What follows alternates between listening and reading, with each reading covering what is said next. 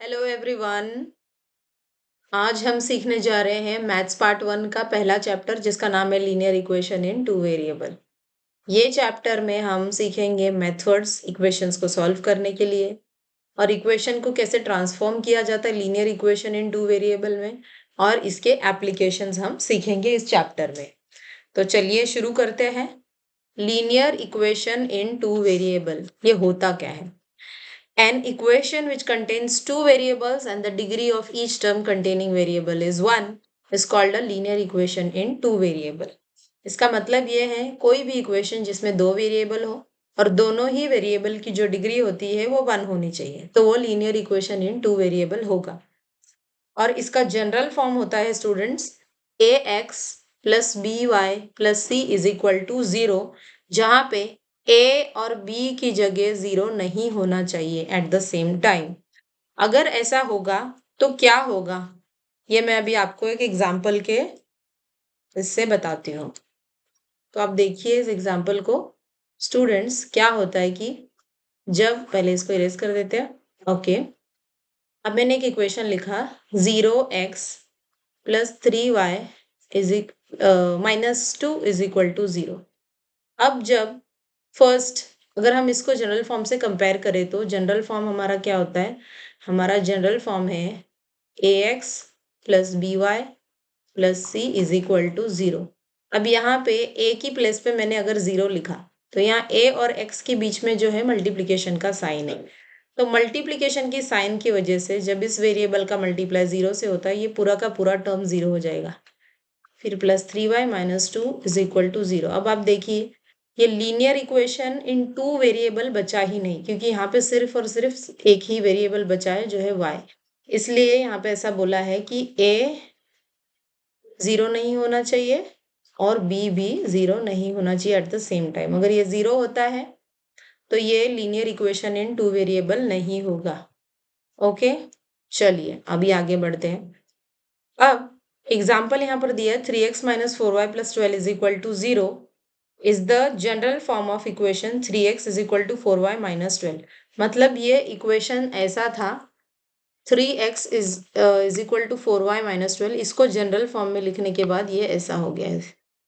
तो स्टूडेंट्स अब नीचे इस कंप्लीट द फॉलोइंग टेबल, अब नीचे कुछ वेरिएबल्स दिए गए हैं और हमको बोला है कि हमको आइडेंटिफाई करना है कि ये linear equation in two variable है या नहीं। ओके, तो हमें पता है वेरिएबल 2 होने चाहिए और दोनों वेरिएबल की डिग्री 1 होना चाहिए, तो वो linear equation in two variable होगा। लेकिन इस एग्जाम्पल में ऐसी कुछ और बातें मैं जो आपको बताऊंगी वो ना होने की वजह से भी ये linear equation in two variable नहीं होगा। जैसे जैसे हम सॉल्व करेंगे आप समझ जाओगे। तो नंबर 1 दिया गया है स्टूडेंट्स, यहाँ पर नंबर 1 में है 4m plus 3n is equal to 12। क्या यहाँ पे दो वेरिएबल है? दोनों की डिग्री 1 है, तो इसलिए यहाँ पर लिखा गया यस ये linear equation in two variable है। नेक्स्ट इक्वेशन है 3x square minus 7y is equal to 13। ये कंडीशन को ही यहाँ पे ये कंडीशन ही अप्लाई नहीं हो रही जो कंडीशन हमें दी गई है कि इसकी डिग्री 1 होनी चाहिए, लेकिन यहाँ पे हम देखें तो x की डिग्री जो है वो क्या है 2 है, जिसकी वजह से ये linear equation in two variable नहीं है। तो अभी हमें यहाँ लिख देना है नो, ये नहीं है। ठीक है, next root x minus root 2x minus root 5y is equal to 16। देखिए यहाँ पे भी दो वेरिएबल है, बिल्कुल है, दोनों की डिग्री 1 है, तो ये linear equation in two variable है। हम लिख देंगे यस ये linear equation in two variable है। नेक्स्ट फोर्थ वाले में हम देखें तो 0x plus 6y minus 3 is equal to 0। अब जो मैंने एग्जाम्पल आपको बताया था यहाँ पर यही चीज यहाँ पर अप्लाई हो रही है स्टूडेंट्स। फर्स्ट वाले टर्म में जब 0 था ये पूरा का पूरा टर्म 0 हो गया था, तो सेम वही चीज यहाँ पर भी अप्लाई होगी। जब यहाँ पर 0x आ रहा है इसकी वजह से ये पूरा का पूरा टर्म 0 हो गया, तो अब बचेगा अगर हम देखें तो ये बचेगा 6y माइनस 3, टू वेरिएबल बचेंगे ही नहीं, तो ये linear equation in two variable नहीं होगा स्टूडेंट्स। नो, हम यहाँ पर क्या लिख देंगे नो। अब फिफ्थ इक्वेशन को देखिए, यहाँ पर लिखा है 0.3x plus 0y minus 36 is equal to 0। अब ये linear equation in two variable किस वजह से नहीं है? 0y, इस टर्म की वजह से ये linear equation in two variable नहीं है। क्यों? क्योंकि ये सेकेंड टर्म पूरा का पूरा 0 हो जाएगा 0 की वजह से। तो यहाँ पे सिर्फ बचेगा 0.3x plus Y plus 0y नहीं, माइनस 36 इज इक्वल टू 0। इसलिए ये भी linear equation in two variable नहीं है, नो। नेक्स्ट सिक्स्थ वाला देखिए स्टूडेंट्स, यहाँ पर ये थोड़ा सा अलग है, इसको मैं सिंप्लीफाई करके आपको बताऊंगी। 4/x plus 5/y is equal to 4। अब इस तरीके की इक्वेशन में हमें अगर ऐसे ही सिंपली हम देखें तो दो वेरिएबल हमें दिख रहे हैं, दोनों की डिग्री 1 दिख रही है, लेकिन नहीं, ये डिनोमिनेटर में है दोनों भी। डिनोमिनेटर में होने की वजह से ये linear equation in two variable नहीं होगा। अगर हम इसे सिंप्लीफाई करें तो ये कैसे हो जाएगा? 4/x plus 5/y is equal to 4। तो ये हो जाएगा स्टूडेंट्स, मैं आपको लिखकर बताती हूँ, 4/x plus 5/y is equal to 4। अब जब हम इसको सिंप्लीफाई करें तो ये हो जाएगा 4y plus 5x upon x into y is equal to 4। इस x इंटू वाई की वजह से ही ये linear equation in two variable नहीं होगा। तो इसलिए अब हम यहाँ पर लिखेंगे कि नहीं, ये भी linear equation in two variable नहीं है। दो वेरिएबल मल्टीप्लिकेशन फॉर्म में, प्रोडक्ट फॉर्म में नहीं हो सकते linear equation in two variable में। उसी तरह एग्जाम्पल नंबर 7 भी जो है 4xy minus 5y minus 8 is equal to 0, यहाँ पर भी x और y प्रोडक्ट में है, तो इसलिए ये भी linear equation in two variable नहीं है। तो स्टूडेंट्स यहाँ पे सिर्फ दो ही है जो linear equation in two variable है, दैट इज 1 एंड 3rd। अब चलिए आगे चलते हैं। साइमल्टेनियस लीनियर इक्वेशंस होते क्या है? लीनियर इक्वेशन तो हमने देख लिया कि जो इक्वेशन में दो वेरिएबल हो and the degree should be 1 for both the variables, that will be linear equation in two variable. But here simultaneous linear equation क्या होता है? Simultaneous linear equations are those equation when we think about two linear equation at the same time, then that will be called, they are called as simultaneous equations। जैसे कि यहाँ पर हमें दो, इस एग्जाम्पल नंबर 1 में दो इक्वेशंस दिए हैं, 5x minus 3y is equal to 8 and 3x plus y is equal to 2। तो ये दो इक्वेशन का हम एक साथ दोनों इक्वेशंस को कंसिडर कर रहे हैं। तो ये दोनों भी इक्वेशन क्या है? Linear equation in two variable है स्टूडेंट्स। तो अभी यहाँ पे सॉल्व करने के दो मेथड है। सबसे पहला है एलिमिनेटिंग मेथड और दूसरा है सब्स्टिट्यूटिंग मेथड। दोनों ही मेथड में आपको एक्सप्लेन करती हूँ अच्छी तरीके से। तो हम सबसे पहले देखेंगे मेथड नंबर 1। मेथड नंबर 1 में क्या दिया है? दोनों इक्वेशन को हमें नंबर 1 और 2 दे देना है। अब हमने ये पहले भी सॉल्व किया हुआ है, 9th स्टैंडर्ड में भी हमने लीनियर इक्वेशन सॉल्व किया है।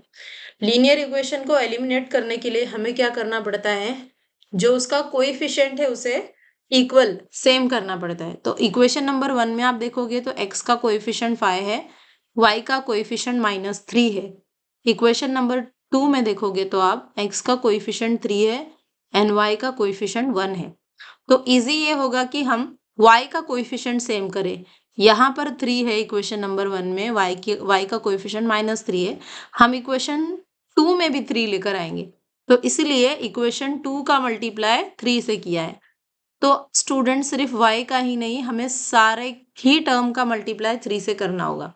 तो जब 3x का मल्टीप्लाई हमने 3 से किया तो ये हो गया 9x, y का मल्टीप्लाई 3 से किया तो हो गया 3y, 2 का मल्टीप्लाई 3 से किया तो ये हो गया 6। अब ये बन गया मेरा इक्वेशन नंबर 3। अब हम इक्वेशन नंबर 1 और 3 को कंसीडर करेंगे।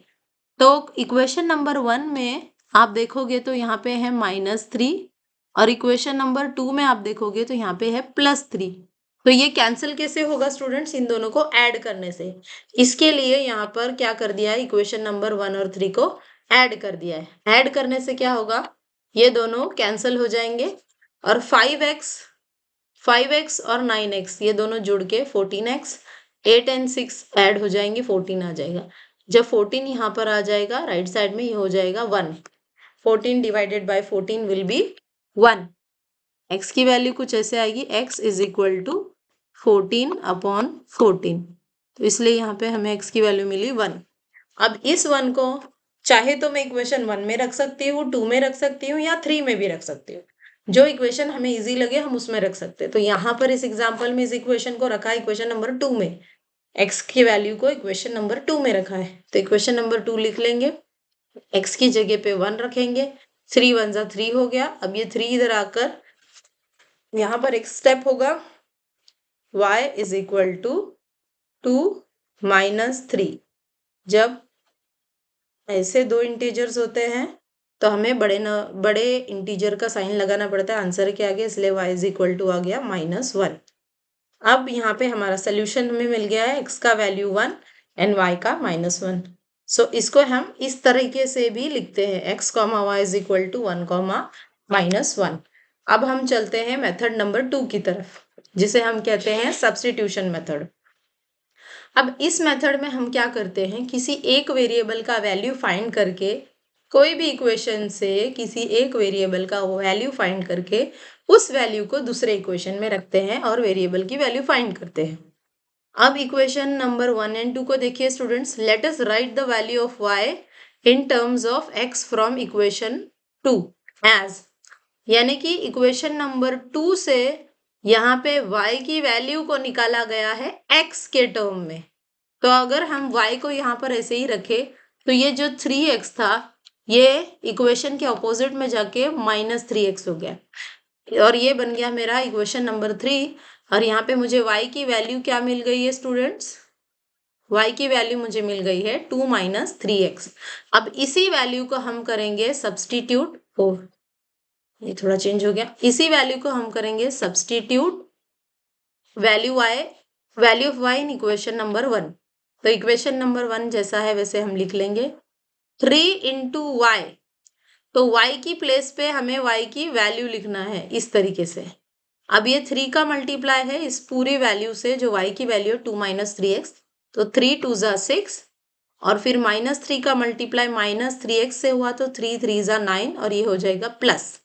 अब हमें सिमिलर टर्म्स को ऐड करना है 5x और 9x को, तो ये हो गया 14x -6 जैसा था वैसा ही होगा इज इक्वल टू 8। अब ये जो -6 है इक्वेशन में सबसे पहले हम नंबर को ऑपोजिट साइड लेके जाते हैं, यानी सिमिलर टर्म्स को आपस में ट्रीट करेंगे। तो ये -6 वहां जाके हो गया +6, तो ये हो गया 14। तो x is equal to 14/14 again इसी तरीके से। तो यहाँ पर x की वैल्यू मुझे मिल गई है स्टूडेंट्स जो है 1। Now this value of x we have to put in equation number 3। Equation number 3 जहां पर हमें y की वैल्यू मिली थी, तो y की वैल्यू हम लिखेंगे और यहाँ पर x की जगह हम वही वैल्यू रख देंगे जो हमें मिली है जो 1 है। तो 2 - 3 तो y इज इक्वल टू हो गया -1। तो आप देखोगे स्टूडेंट्स मेथड कोई भी हो हमारा आंसर सेम आता है, x का वैल्यू 1 y का -1, उसी तरह यहाँ पे भी x की वैल्यू 1 और y की वैल्यू -1। तो ये दोनों मेथड में से जो मेथड आपको इजी लगा उस मेथड से आप इक्वेशन को सॉल्व कर सकते हैं। अब हम यहाँ आते हैं, इस इक्वेशन में एलिमिनेटिंग मेथड दिखाया गया है और ये एक्टिविटी के फॉर्म में दिया है स्टूडेंट्स। आपको इस तरीके के क्वेश्चन आपको बोर्ड एग्जाम में भी आते हैं। तो अब हम इस एक्टिविटी क्वेश्चन को सॉल्व करेंगे बाय एलिमिनेटिंग मेथड। ओके चलिए, तो अपना इक्वेशन जो है वो है यहाँ पर दिया गया स्टूडेंट्स। इक्वेशन है हमारा 3x + 2y is equal to 29 और दूसरा इक्वेशन है 5x - y is equal to 18। हम दोनों को इक्वेशन नंबर 1 और 2 देंगे। Let's solve the equation by eliminating y। अब हमें क्या करना है, y को एलिमिनेट करना है। Fill suitably the boxes below, multiplying equation number 2 by 2। अच्छा सुनिए, अब इक्वेशन नंबर 2 को 2 से मल्टीप्लाई क्यों किया जा रहा है, क्योंकि हम y को एलिमिनेट करने वाले हैं।